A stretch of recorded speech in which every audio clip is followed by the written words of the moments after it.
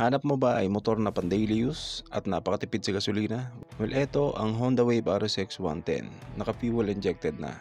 So eto na yata ang pinakamatipid na motor na mabibili mo sa merkado. At hindi lang yan, napakaganda rin ng design at kulay na ito. Ito ay merong matte black na may combination na color gold at silver sa kanyang decal. Punta naman tayo sa kanyang harapan. Makikita mo dito na napaka-sporty ng looks ng kanyang front face at meron siyang full assembly ng signal light at yung kanyang daytime running light. At gumagamit yan ng bulb type at pagdating din sa ating headlight, napakaganda rin ng kanyang position dahil nandun sa kanyang handlebar at talagang susunod at makikita mo sa bawat pagliko mo ang iyong dinadaanan.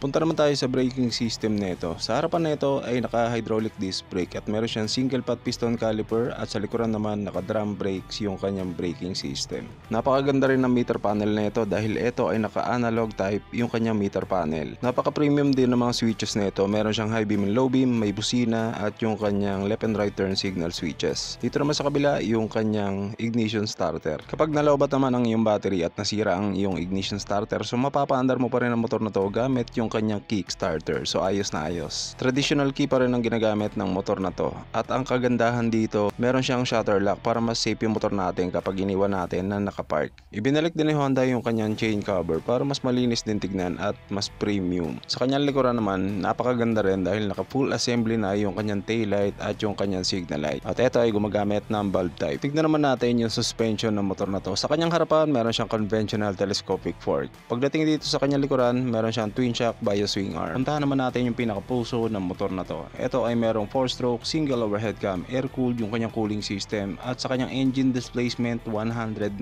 cubic centimeters. Meron siyang bore stroke na 50.0 by 55.6 mm. Transmission type, meron siyang manual 4-speed constant mesh. Puntahan naman natin yung kanyang maximum power. Ito ay merong 6.46 kW at 7,500 RPM at yung kanyang max torque 8.70 Newton meters at 6,000 RPM. Meron itong fuel tank capacity na 4 liters at kumukonsumo lamang ito ng 67.8 kilometers per liter. Itong si Honda Wave RSX 110 ay nagkakahalaga ng 68,000 pesos.